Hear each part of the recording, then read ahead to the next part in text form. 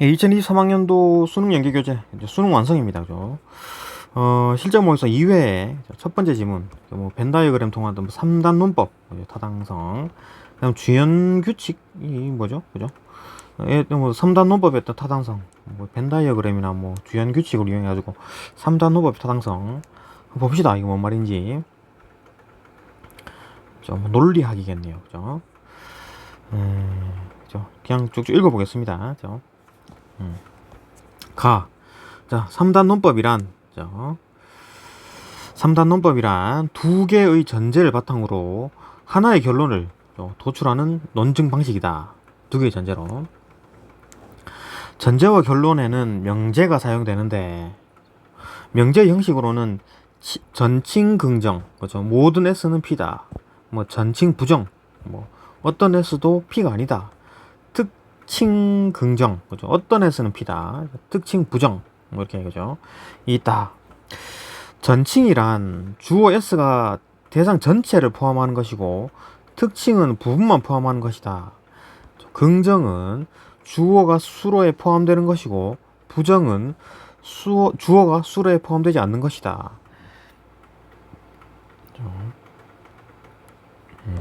3단 논법의 세 명제는 세 명사의 관계를 나타낸다. 가령 모든 학생은 과학자이다. 어떤 철학자도 과학자가 아니다.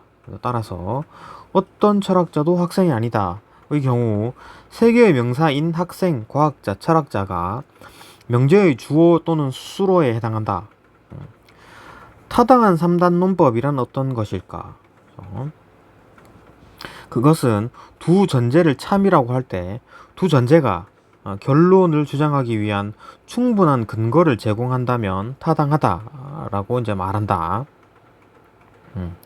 타당성은 명제의 내용이 아니라 논리적 형식에 의해 결정되므로 우리는 실제로 모두 거짓 내용인 세 개의 명제로도 타당한 논증을 구상할 수 있다. 거짓으로도, 내용이 거짓이라든 상관없이 형식만 맞추면 되니까. 타당성을 확인하기 위해서는 벤 다이어그램을 이용할 수 있다. 즉 그림처럼 세 개의 원이 세 개의 명사를 대응시킨 다음 두 전제와 결론을 비교하는 방법이다. 만일 전제 결론의 내용이 이미 나타나 있으면 논증은 타당하지만 전제의 결론의 내용이 나타나 있지 않으면 그 논증은 부당하다.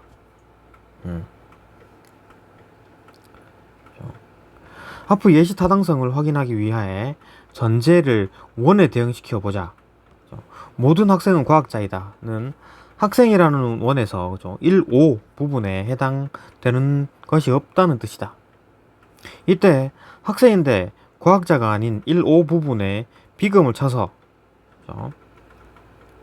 여기 말하는 것 같은데 쳐서 해당되는 학생이 없는 것으로 표시한다. 어떤 철학자도 과학자가 아니다 라는 철학자라는 원에서 4와 6에 해당되는 부분이 없다는 뜻이다. 이때 철학자이면서 과학자인 4, 6 부분에 비금을 그어 해당되는 철학자는 없는 것으로 표시한다. 그죠? 그리고 두 전제를 결합해보면 1, 4, 5, 6 부분에 비금이 그어진 상태이다. 결론은 어떤 철학자도 학생이 아니다의 경우는 철학자이면서 학생인 4, 5 부분 4, 5 부분에 비금을 그어 해당되는 철학자는 없음을 나타낼 수 있다. 이제는 결론과 두 전제의 결합을 비교해보자. 전제의 결합 1, 4, 5, 6 부분에 비금이 있고 결론은 4, 5 부분 4, 5 부분에 비금이 있으므로 전제의 결론의 내용이 이미 나타나 있다. 따라서 이 논증은 타당하다. 명사는 뭐 이런 말이고, 오케이, 뭐 오늘 타당한지 안 한지 판단하는 방법이다 라는 거고. 두 번째, 아리스토텔레스는 논증의 형식에 의해 논증의 타당성이 결정된다고 보았다. 그래서 타당한 논증과 부당한 논증을 가려낼 수 있는 규칙을 제시했는데, 이를 이용하면 3단 논법의 타당성 판단을 수월하게 할 수 있다. 이 규칙을 사용하기 위해서는 먼저 논증에 포함된 명제들을 구별하는 것이 필요하다. 3단 논법에서 결론의 주어를 소명사, 수로를 대명사라고 하며, 두 전제에서 공통으로 사용하는 명사는 매개명사라고 한다. 이 전제는 두 가지로 구분되는데, 대명사가 포함된 전제는 대전제이고, 소명사가 포함된 전제는 소전제다. 또한 3단 논법은 명제가 기본적으로 대전제, 소전제, 결론의 순서로 배열이 되지만 필요에 따라서는 순서는 달라질 수 있다.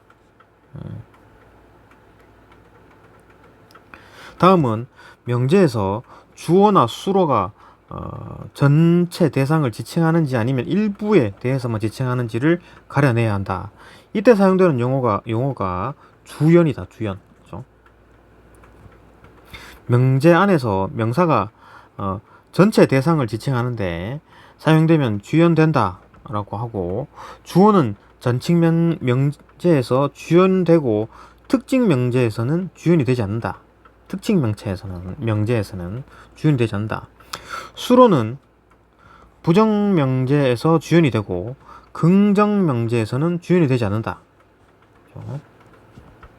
가령 모든 고양이는 생명이다 에서 고양이는 이 세상 모든 고양이를 지칭하고 있으므로 주연이 된다. 하지만 생명은 이 세상 모든 생명인 대상들 가운데서도 고양이만을 지칭하고 있으므로 주연이 되지 않는다. 그렇죠? 아리스토텔레스가 만든 규칙 중에 주연 개념에서 파생된 것은 두 개가 있는데, 한 개의 규칙이라도 위반한 3단 논법은 부당한 논증이 된다. 첫 번째 규칙은 매개명사는 적어도 한 번은 주연이 되어야 한다는 것이고, 두 번째 규칙은 전제에서 주연이 되지 않은 명사, 결론에서 주연이 될 수 없다는 것이다. 이때 두 번째 규칙을 위반하는 3단 논법으로는 대명사가 결론에서만 주연이 되고 전제에서는 주연이 되지 않는 경우와 소명사가 결론에서는 주연이 되나 전제에서는 주연이 되지 않는 경우로 나눌 수 있다. 그렇죠? 어떤 과학자는 철학자이다. 모든 학생은 과학자이다. 따라서 어떤 학생은 철학자이다. 그렇죠? 라는 논증에 대해서 위의 규칙을 이용해서 타당성을 파악해보자.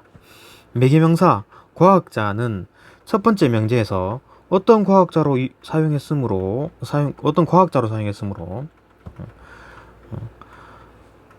전체 과학자의 일부만을 지칭한다. 두 번째 명제의 과학자 역시 학생 중에서의 과학자를 의미하므로 과학자의 일부만을 지칭하고 있다. 첫 번째 규칙과는 달리 매개명사가 두 전제에서 모두 주연이 되지 않았다.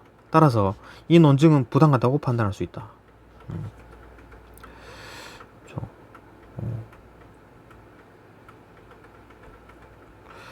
오케이, 또 문제 봅시다. 자, 1번. 그죠? 가와 나의 공통된 설명으로 가장 적절한 것은 답 2번이네요. 뭐 정지하고 읽어봅니다. 그죠? 정지하고. 또 2번. 윗글의 내용과 일치하지 않는 것은, 그죠? 2번이네요. 예, 정지하고 풀어보고 넘어갑니다. 3번. 가와 나를 바탕으로 3단 논법 기억니언을 이해한 내용으로 적절하지 않은 것은 3번이네요. 넘어갑니다. 4번.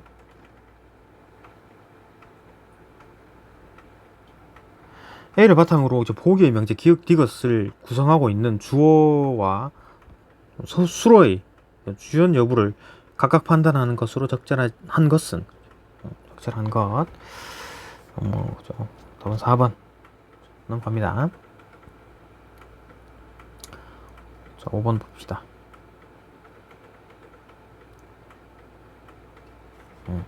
가와 나를 읽고 나눈 대화이다. 가와 나에 들어갈 내용으로 적절한 것은 어쩌고 쭉 읽어보고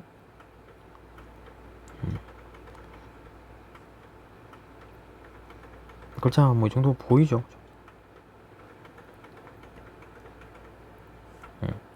자, 답 5번입니다. 그죠? 오케이, 넘어갑니다. 6번. 문맥상 A에서 E를 바꾸어 쓰기에 적절하지 않은 것은 3번이네요. 그죠? 오케이, 여기까지 문제고. 뭐 해설은 다른 영상에서 만들 겁니다. 그죠? 읽어보고 조금 어렵다 싶으면 다시 만들고, 뭐 의미 없으면 너무 쉬우면 그냥 놔두고. 오케이, 여기까지 보고 다음 영상 넘어갑니다.